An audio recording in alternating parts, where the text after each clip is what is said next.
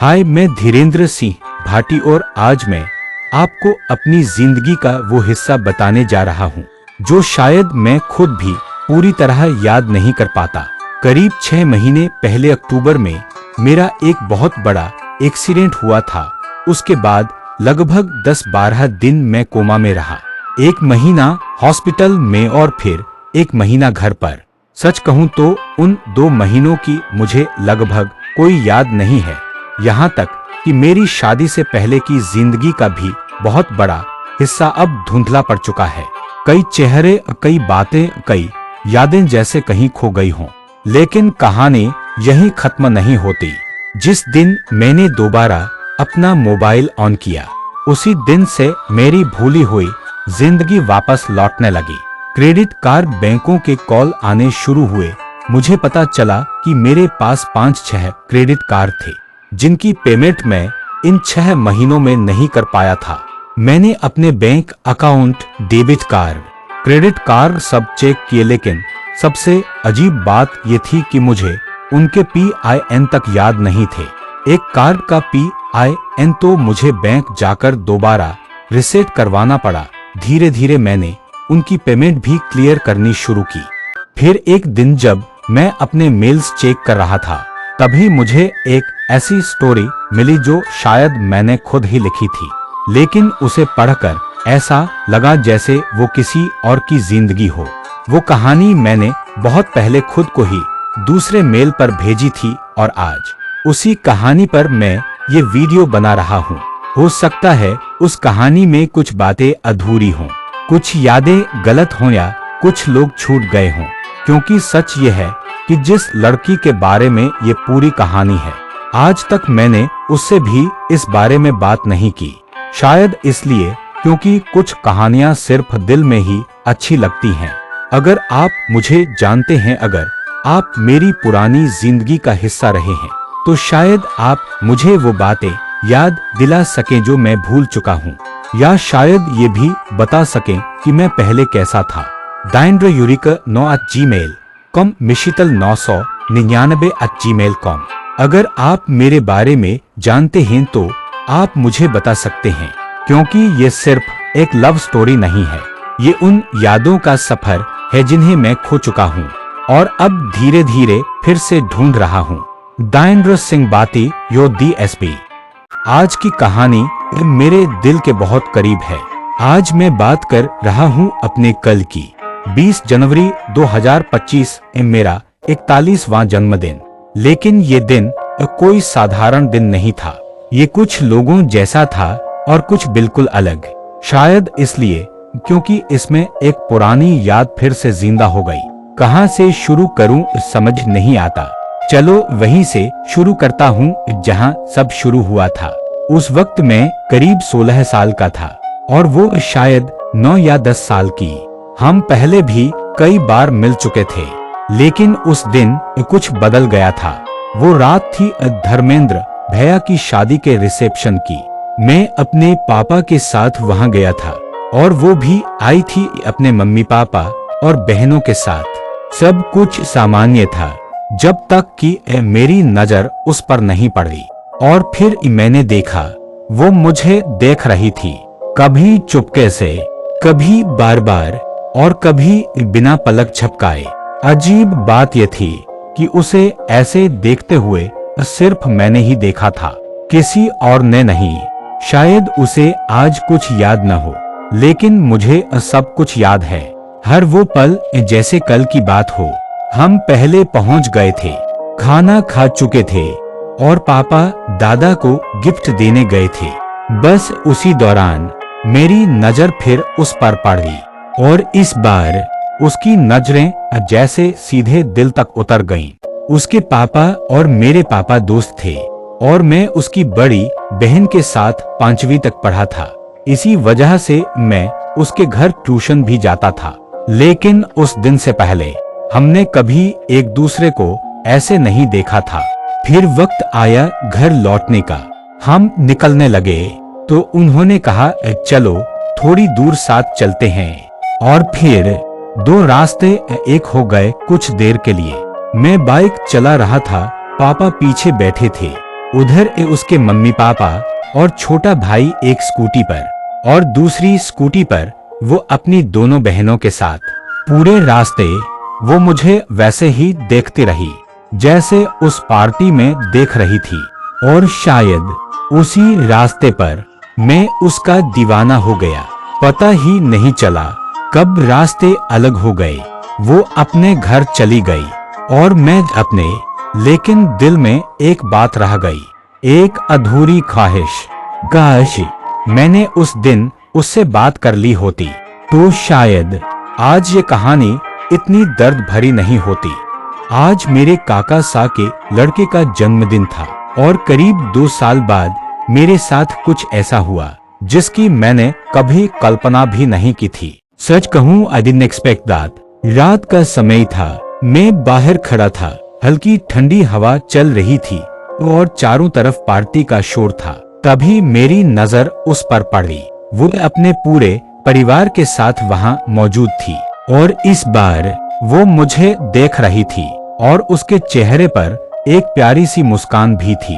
वक्त जैसे थम सा गया था। पार्टी धीरे धीरे आगे बढ़ती गई और रात काफी हो चुकी थी।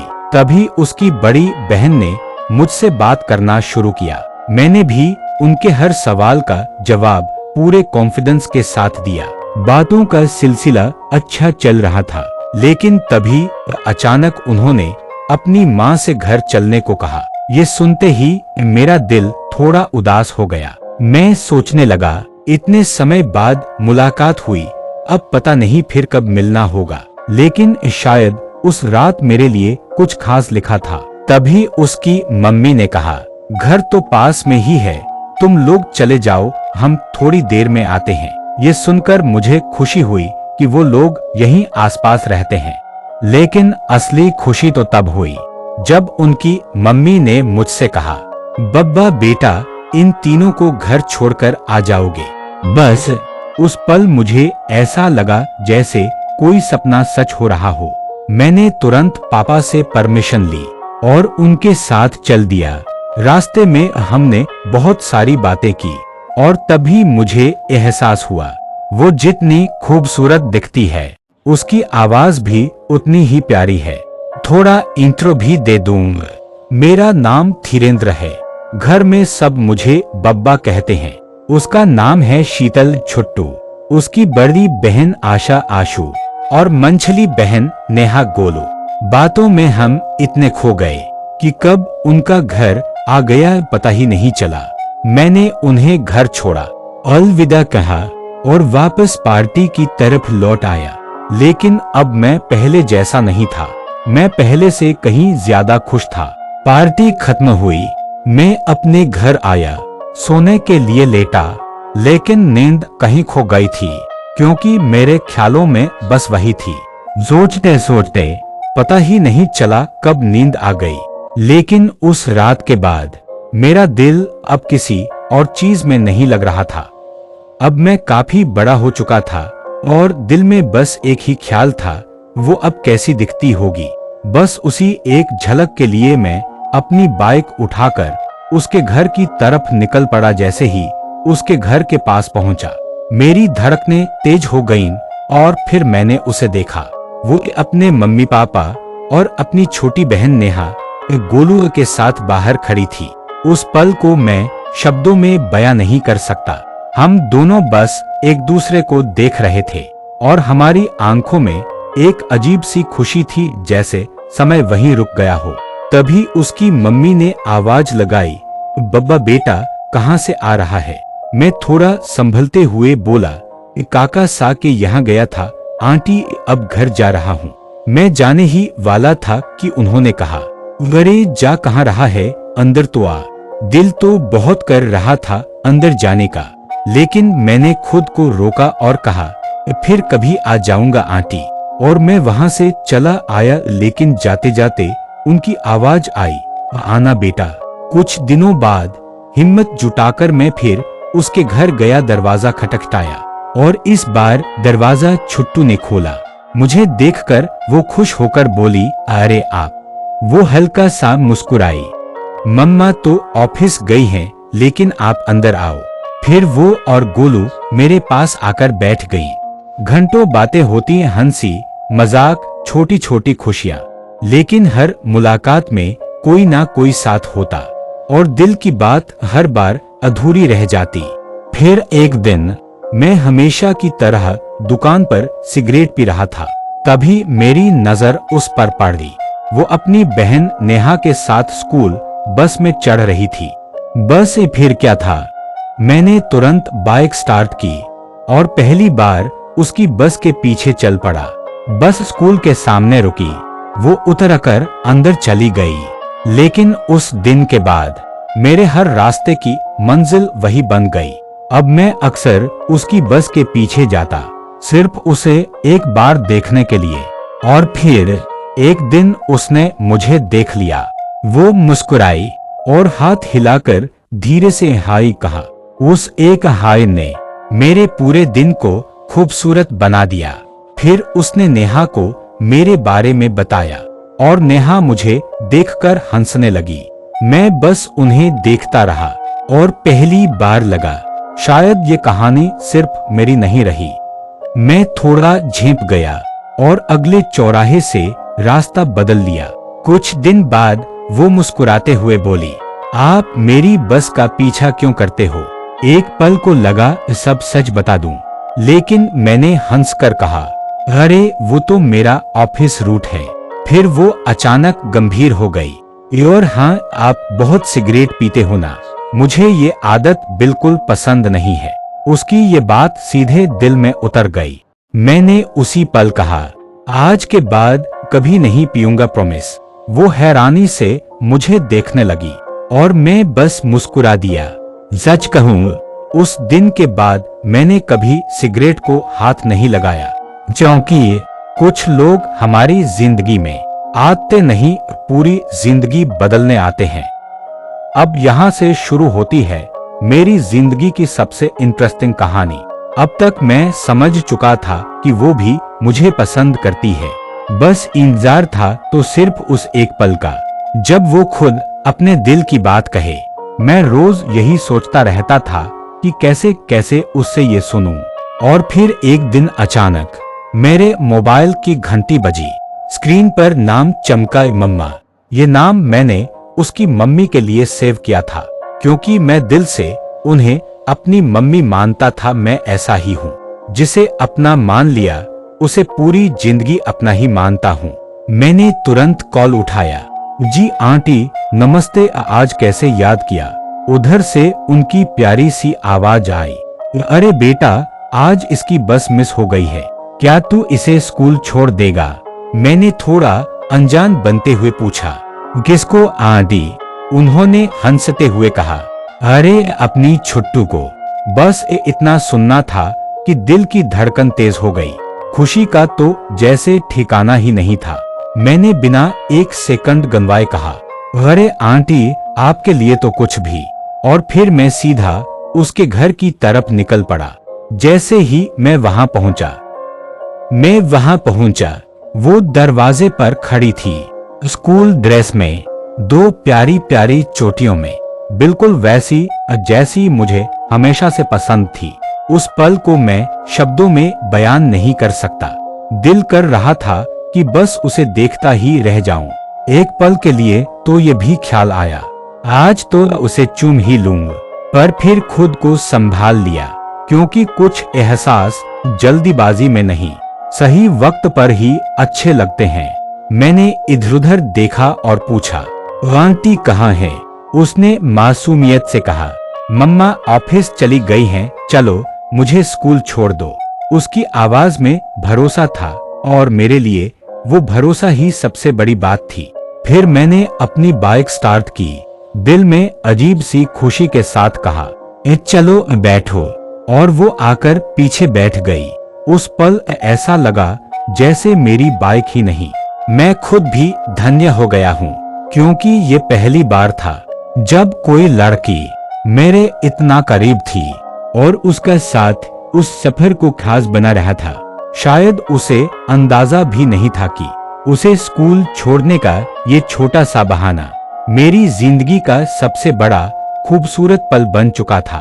यही था वो दिन जब हमारी कहानी ने सच में एक नया मोड़ लिया।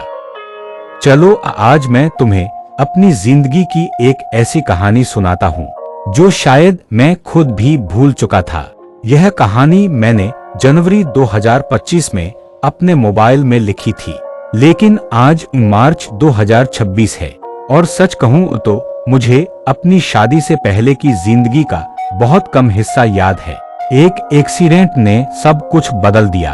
8 अक्टूबर 2025 जब मैं घर से ऑफिस जा रहा था, तभी मेरा एक्सीडेंट हुआ। करीब 12 दिन मैं कोमा में रहा, फिर 1 महीना हॉस्पिटल और 1 महीना घर। आज भी बहुत कुछ धुंधला है। मुझे सिर्फ वो लोग याद हैं जिन्होंने मुझे दर्द दिया, लेकिन वो नहीं जिसने मुझे सच में प्यार किया। शायद इसलिए क्योंकि उसने कभी मेरा दिल दुखाया ही नहीं। आज मुझे उसके बारे में उतना ही पता है जितना मैंने अपनी इस पुरानी कहानी में लिखा था। तो चलो तुम्हें ले चलता हूँ उस पल में जहाँ सब कुछ शुरू हुआ था। तारीख थी 1 अप्रैल। मैंने सोचा क्यों ना आज उसे अपने दिल की बात बता दूं, और अगर बात बिगड़ गई तो कह दूंगा अप्रैल फूल। इससे सेफ दिन और कौन सा होता। अगले दिन मैं उसके घर पहुंचा। मैंने पूछा घर में सब कहाँ हैं? उसने बताया कौन कहाँ गया है और कहा मम्मा नहा रही हैं।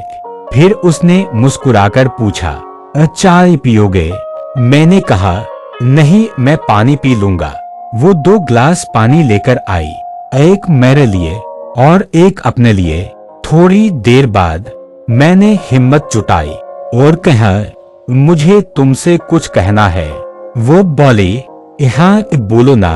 मैंने धीरे से कहा आई लव यू। बस वो पल जैसे रुक सा गया। वो इतना चौंक गई कि उसके मुंह से पानी बाहर आ गया। उसने हैरानी से पूछा क्या क्या कहा आपने? मैंने फिर कहा आई लव यू। इस बार मेरे दिल की धड़कन तेज थी, लेकिन चेहरे पर मुस्कान थी। और फिर वो भी मुस्कुरा दी। उसकी आंखों में खुशी साफ दिख रही थी। उसने कहा चलो ऊपर चलते हैं। मैंने पूछा ऊपर क्यों? वो हंसते हुए बोली अरे मम्मा साड़ी पहनेंगी यहाँ।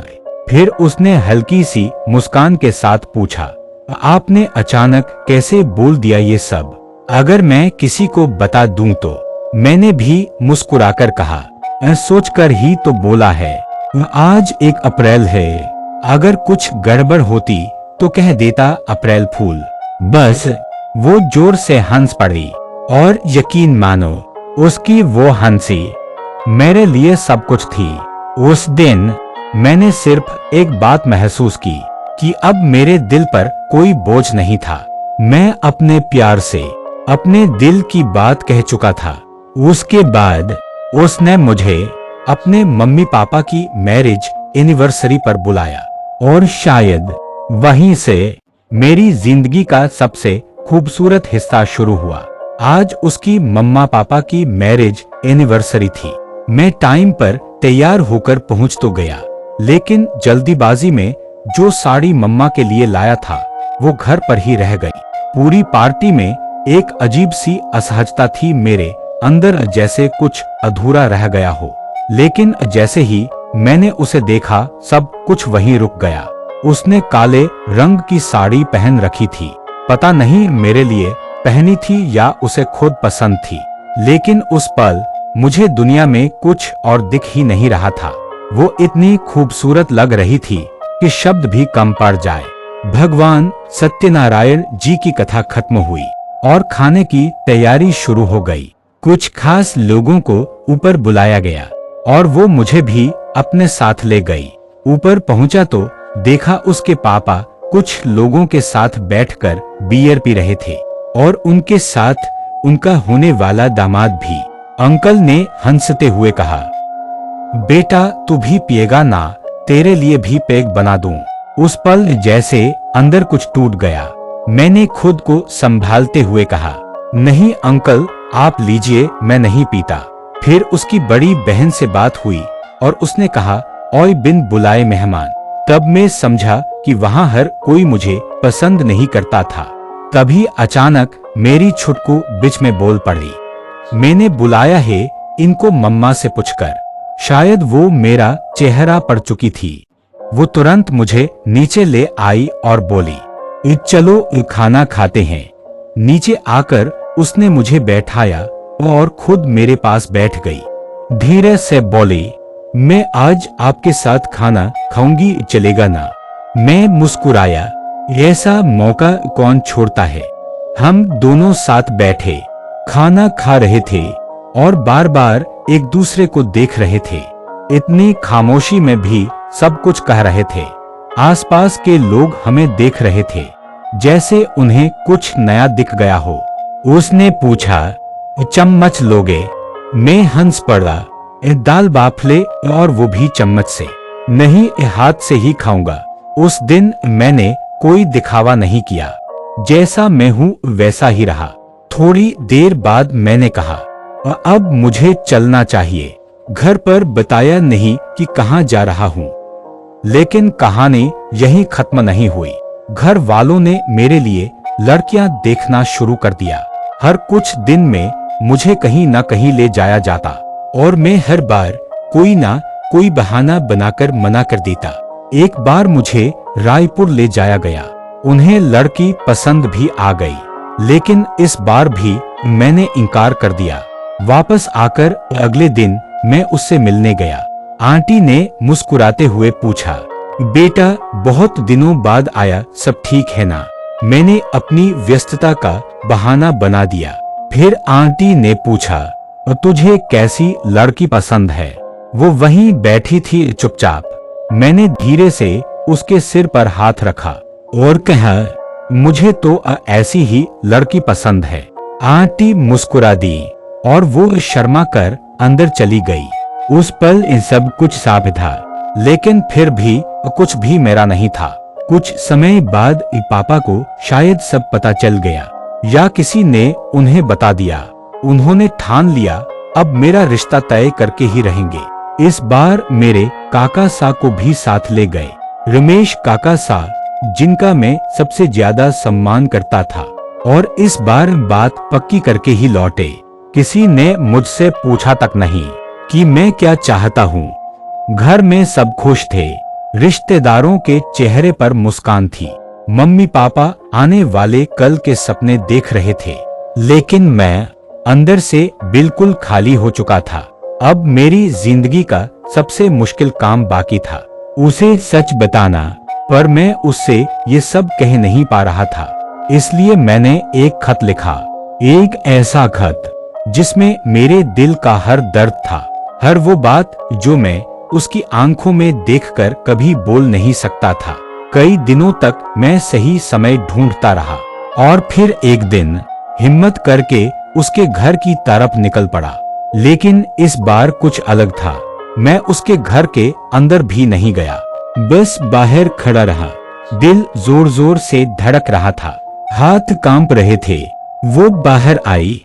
उसके चेहरे पर वही मासूम मुस्कान थी जिसे देखकर मैं हमेशा सब भूल जाता था। मैंने धीरे से वो खत उसकी तरफ बढ़ाया और बस इतना कहा, इसे अभी मत पढ़ना, मेरे जाने के बाद पढ़ना। वो कुछ समझ नहीं पाई, शायद पूछना चाहती थी, लेकिन मैं रुका ही नहीं। मैं बिना पीछे देखे वहां से चला गया, क्योंकि मुझे पता था अगर एक बार भी पीछे मुड़कर देख लिया तो शायद कभी जा नहीं पाऊंगा। उस दिन मैंने सिर्फ उसका दिल नहीं तोड़ा था, शायद अपना भी हमेशा के लिए तोड़ दिया था। उस रात मैं सो नहीं पाया, बार बार बस यही सोचता रहा, मुझसे नफरत करने लगी होगी क्या? और सबसे बड़ा डर, अब शायद मैं कभी उसका सामना नहीं कर पाऊंगा। आज मैं अपनी कहानी का 7वां और शायद आखिरी हिस्सा लिख रहा हूँ।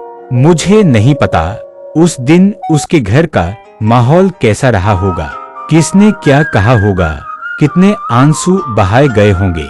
लेकिन अगले ही दिन उसके मम्मी पापा मेरे घर आ गए। उन्हें देखकर मैं थोड़ा घबरा गया। दिल की धड़कन जैसे रुक सी गई। लेकिन उसी डर के बीच दिल के किसी कोने में एक छोटी सी उम्मीद भी थी, शायद अब सब ठीक हो जाए।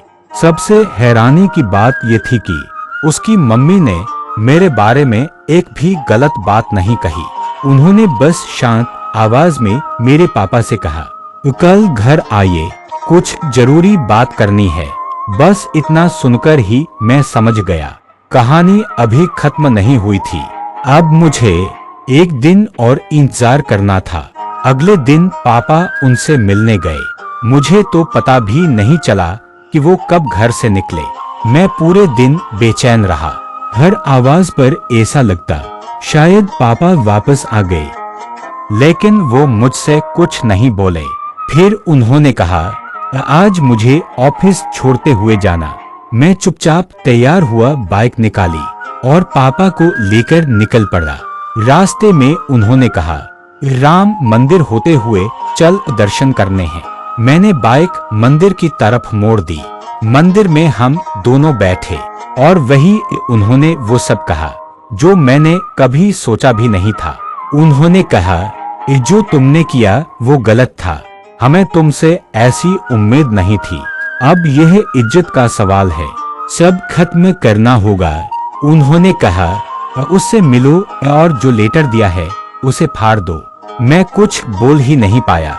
पापा को ऑफिस छोड़ने के बाद मैं सीधा उससे मिलने गया। जब मैंने उसे देखा, वो रो रही थी। मैंने उसे पहले कभी ऐसे नहीं देखा था। उसे रोते देखकर मैं भी टूट गया। मैंने उससे वो लेटर मांगा और फाड़ने लगा।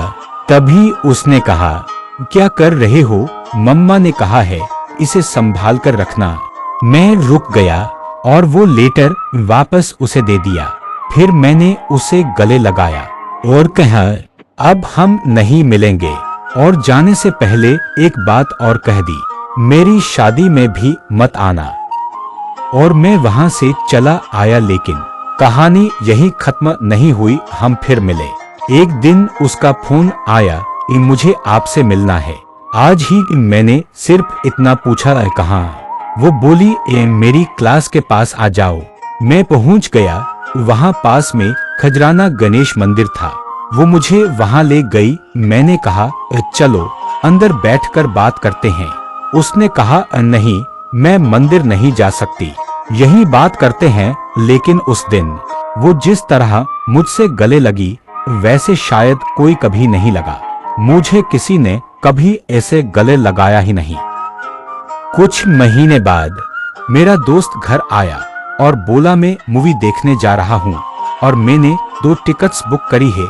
चल, बहुत दिन हो गए हैं यार, अब तू मिलता ही नहीं है, इसलिए मैंने बिना बताए टिकट बुक कर ली है, अब चल।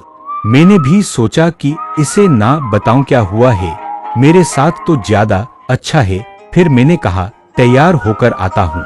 तैयार होकर उसके साथ वेलोसिटी पहुंचा और वहां वो फिर मिल गई अपनी बहन और उसके मंगेतर के साथ। मुझे देखते ही वो सबके सामने मुझसे लिपटकर रोने लगी। उसकी बहन और जीजाजी हमें अकेला छोड़कर चले गए। हमने बात की। मैंने उसे समझाया, आप जाओ, वो लोग इंतजार कर रहे होंगे।